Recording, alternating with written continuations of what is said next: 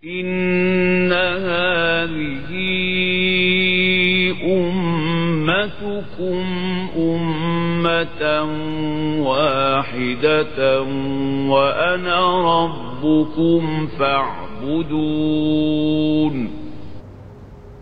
وَمَا أَرْسَلْنَاكَ إِلَّا رَحْمَةً لِلْعَالَمِينَ.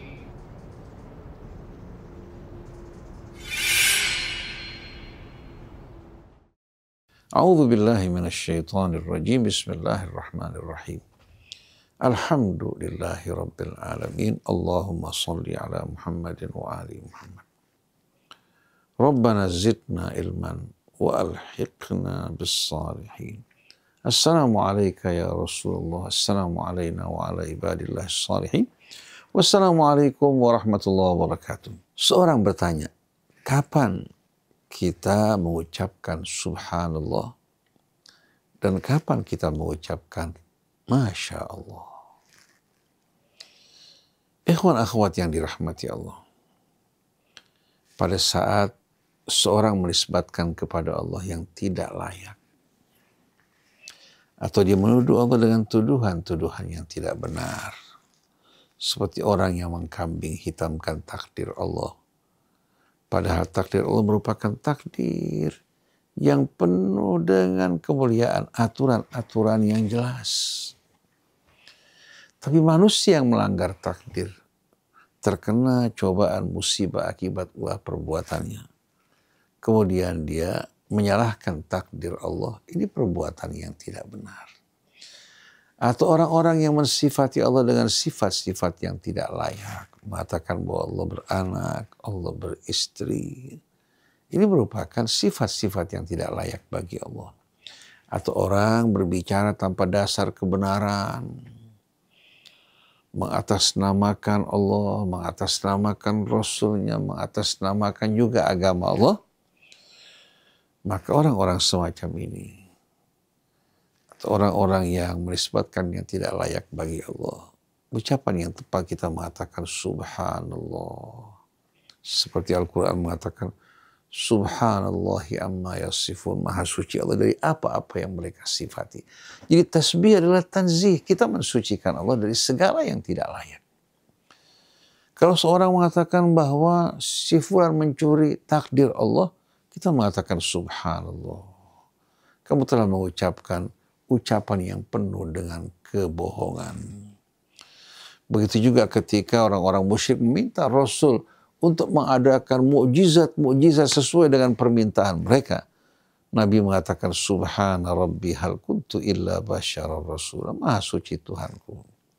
Bukankah aku ini hanya seorang manusia biasa yang diutus sebagai Rasul?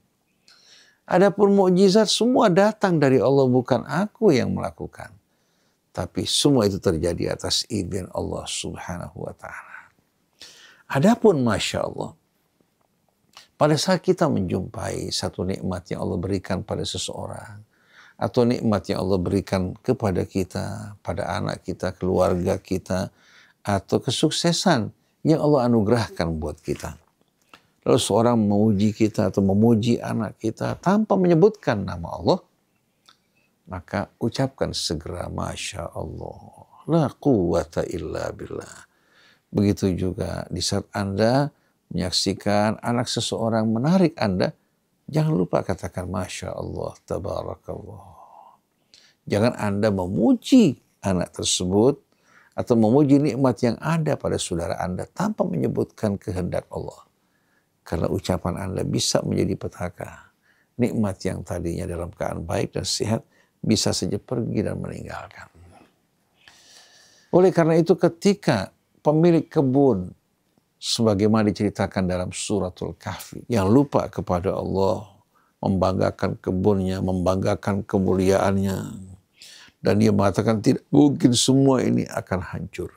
Seandainya juga aku dikembalikan kepada hari akhirat, ada hari akhirat, pasti keadaan aku akan lebih baik di sana. Saudaranya yang beriman mengatakan, falaula idh dakhalta jannataka qulta masya Allah, la quwwata illa billah. Seharusnya kamu di saat kamu masuk ke kebunmu dengan karunia Allah yang begitu besar, katakan Masya Allah, la quwata illa billah. Semuanya dengan kehendak Allah. Aku tidak punya daya kecuali dengan apa? Dengan rahmat dan karunia Allah. Kalau seorang membaca doa semacam ini, pada saat dia melihat nikmat, Allah akan jaga nikmatnya bahkan lipat gandakan.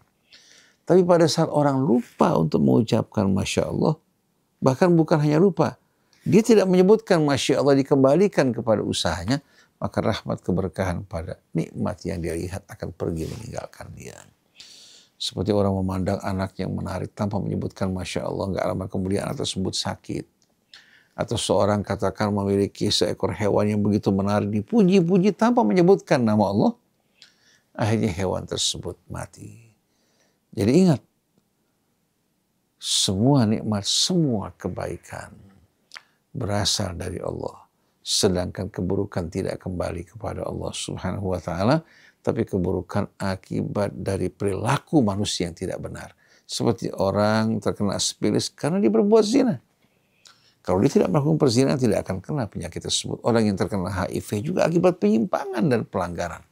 Jadi jangan kita menisbatkan kepada Allah apa yang tidak layak.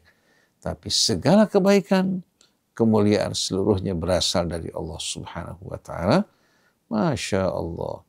La quwwata illa billah. Demikianlah ikhwan akhwat yang dirahmati Allah Subhanahu wa ta'ala. Renungan singkat kita pada kali ini semoga bermanfaat untuk kita semua. Semoga Allah mengampuni kita, menerangi jiwa kita. Dan Allah membimbing kita untuk tetap teguh di atas jalan keselamatan dan dikumpulkan bersama Nabi kita Muhammad sallallahu alaihi wasallam. Subhanakallahumma wa bihamdik, asyhadu an la ilaha illa anta, astaghfiruka wa atubu ilaik. Wal afu minkum, wassalamu alaikum warahmatullahi wabarakatuh. Inna hadhihi ummatukum ummatan wahidatan wa ana rabbukum fa'budun. وَمَا أَرْسَلْنَاكَ إِلَّا رَحْمَةً لِلْعَالَمِينَ